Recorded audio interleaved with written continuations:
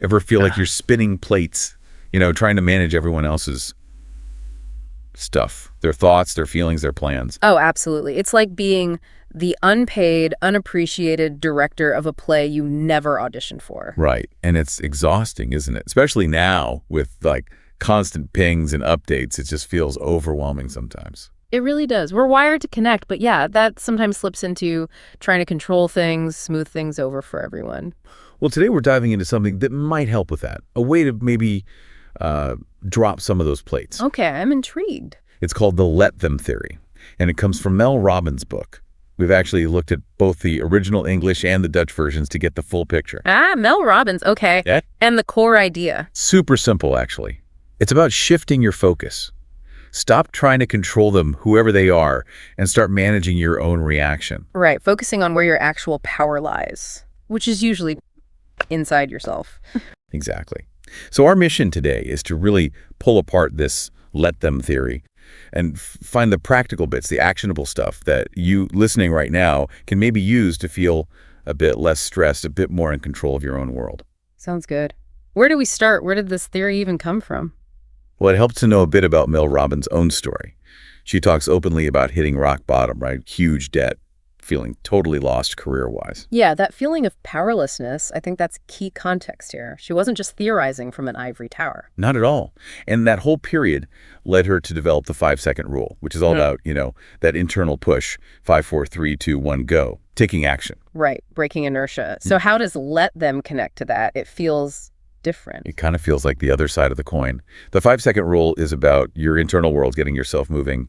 Let them is about how you deal with the external world. Okay. So internal action versus external reaction. Sort of, yeah.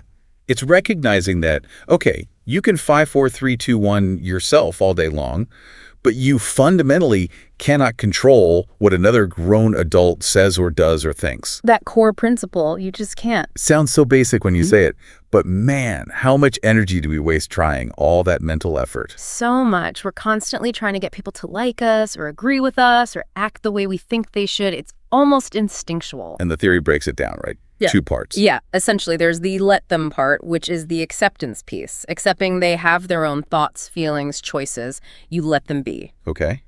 And the second part? That's at the let me part. That's where you turn the focus back inward. Let me decide how I react. Let me manage my own energy. Let me make my choices based on my values, not on trying to manage theirs. Okay. Let's dig into why we even try to control others in the first place. It seems so counterproductive when you think about it. Well, I think it often comes from a good place, doesn't it? We want peace, we want harmony, we want people we care about to be happy or our boss to respect us or. Yeah, we think if we can just nudge them in the right direction, everything will be smoother. For us, maybe. Exactly. We think controlling the external will bring internal peace. But the book argues, pretty convincingly, that it's a flawed strategy. It just weighs you down. It really does. You end up feeling responsible for everyone else's mood or choices. And there's a neurological thing happening too, right? The book mentions Dr. Aditi explaining how stress literally puts our brain into survival mode. Ah, yeah. Fight or flight. Right. And when you're in that mode, forget patience, forget rational thinking. Your brain's just trying to keep you safe, often by shutting down or lashing out, trying to force someone else who's stressed. It doesn't compute. Okay, so trying to control is futile, stressful, and neurologically counterproductive. Got it. So let's talk about the release, the let them part. How does actually doing that help? It's like hitting a reset button, like the book says. It's about consciously disengaging your own stress response from someone else's behavior or choices that you can't change anyway. Can you give an example? The book had a few good ones. Yeah, like the prom night story. The kids want to go to some crowded taco place. It's raining. The parental instinct is strong, right? To jump in, make it better, safer, more sensible. Oh, yeah, to orchestrate the perfect night. But let them in that moment means, okay, deep breath. They want the taco place. Let them go to the taco place. It's their night, their choice, maybe even their mistake to make. You detach your own piece from their specific plan. Okay. Or the person coughing on the plane. Right. Your immediate gut reaction might be annoyance, maybe even anger. You feel trapped. But getting worked up changes nothing, except your own blood pressure. True. So let them cough, put on headphones, turn away, focus on your book. You accept the reality of the situation you can't alter. It's about recognizing what's actually worth your energy. Like the slow cashier example. Yeah. Is getting upset going to make them go faster? Probably not. It might even make them slower, so you just let them scan at their own pace. Protect your own peace. It's not about being passive or indifferent. It's strategic. Strategic energy preservation.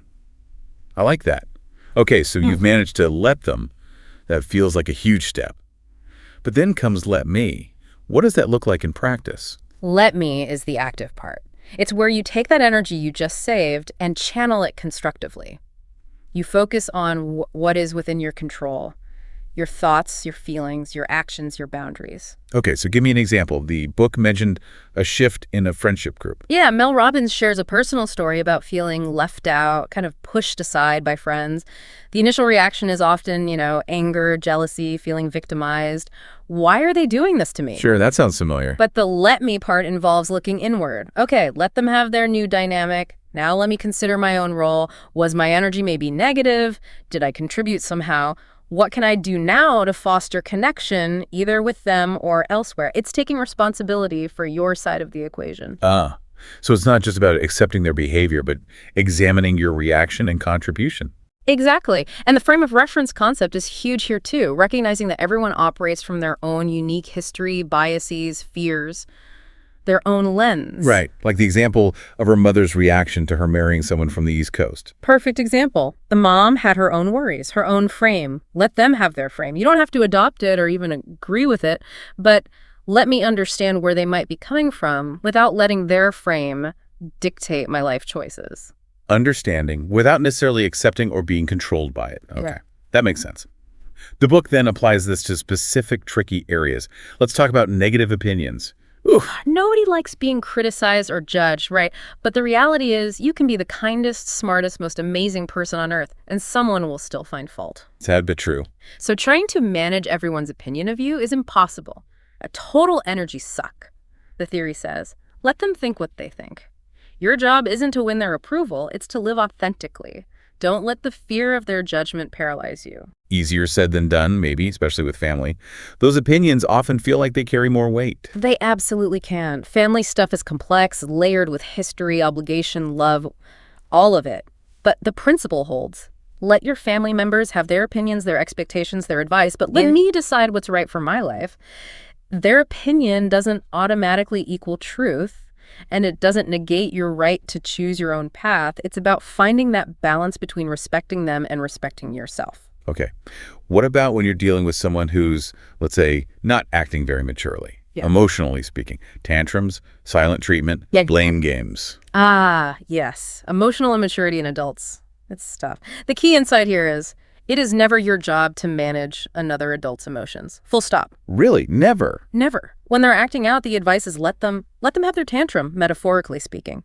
Don't engage, don't try to fix it, don't take it personally. But how? It feels so personal sometimes. The book offers a visualization that I found really helpful. Picture an 8-year-old child trapped inside that adult's body, pulling the levers. It helps create a little distance, maybe even some compassion. You wouldn't argue logic with a furious 8-year-old, huh? No, probably not. You protect yourself and wait for it to pass. Exactly. Let them feel their feelings, while let me maintain my boundaries and not get sucked into their emotional storm. That's a powerful image.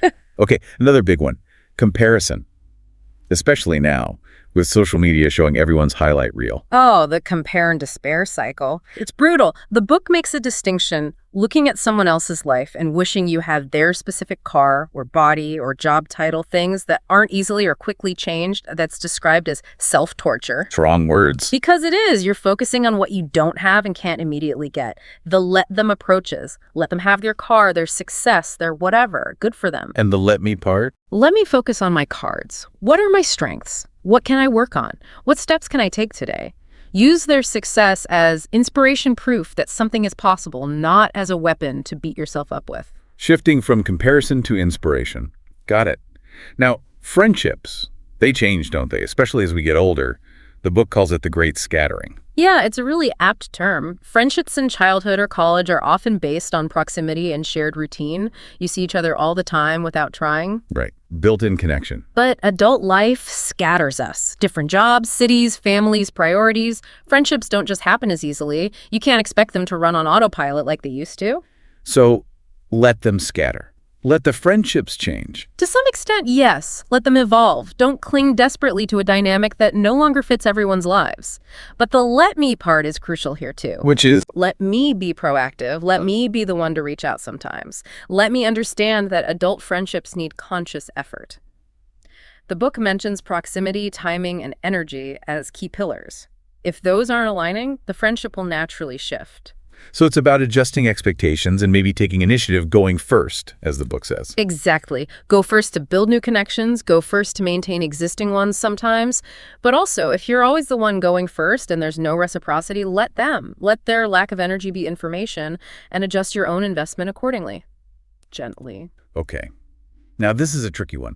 What about wanting someone you care about to change? Like for their own good. Stop smoking, leave a bad relationship, get help for an issue. The urge to fix people we love is so strong. But the book is pretty clear. Trying to pressure or force another adult to change usually backfires. Why is that? Several reasons. One, people are kind of wired for immediate pleasure or avoiding discomfort now. Change is often uncomfortable in the short term. Two, people tend to think they're the exception. Yeah, smoking is bad, but I'll be fine. The exception rule. I know that one. And three, that neurological thing again. Feeling pressured or controlled makes people dig their heels in. It triggers resistance. Nobody likes feeling managed. So nagging, warning, lecturing, probably not the best approach. Generally, no. The book suggests influence over pressure, and it introduces a specific tool for that, the ABC loop. Okay, break down the ABC loop for us. Right. So A is for apologize and ask. Apologize for any past pressuring. Hey, sorry if I've been pushy about this. Then ask open-ended questions to understand their perspective without judgment. What's that like for you? What are your thoughts on it? Okay, apologize and ask. Got it. B. B is back off and observe behavior.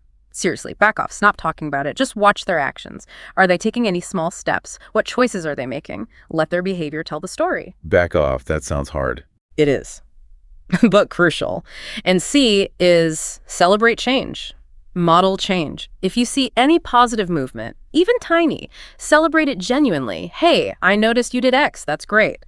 And meanwhile, you continue to model the healthy behavior or choices you hope to see. So apologize, ask, back up, observe, celebrate, model. It's about creating space for them to choose change, not forcing it. Exactly. Influence, not control.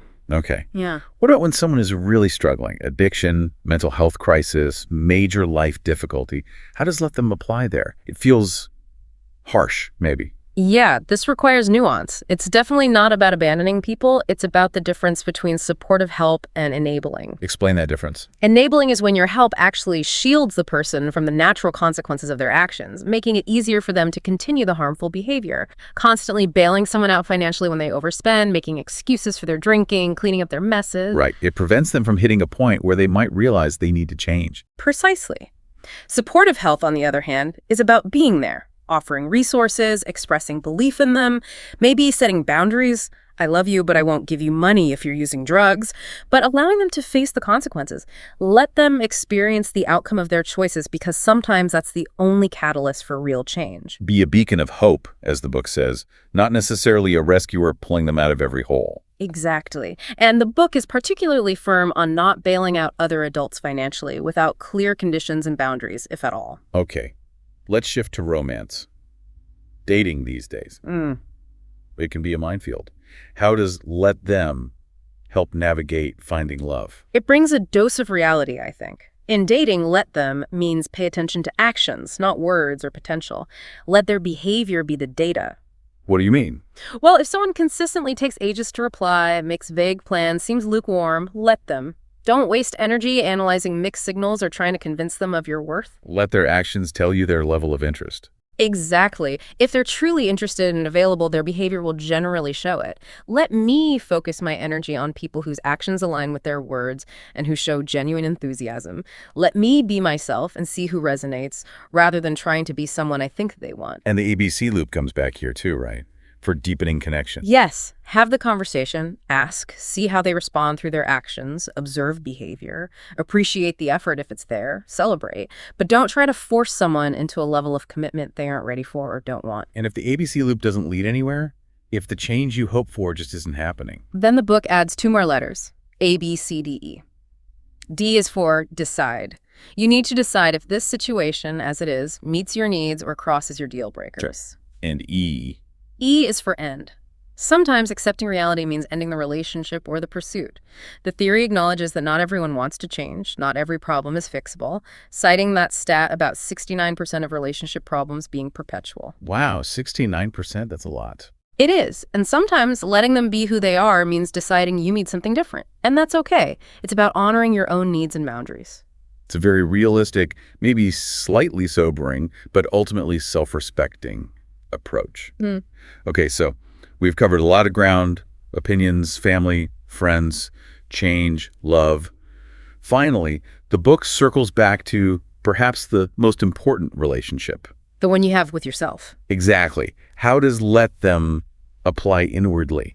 This is where it becomes really powerful, I think. It's about self-compassion. Let me be imperfect. Let me make mistakes. Let me not have it all figured out. Applying the same grace to ourselves that we're trying to apply to others. Precisely. Let go of the self-criticism, the need for external validation. Let yourself be who you are right now. Let yourself pursue things that genuinely light you up, even if others don't get it. It's like that analogy in the book.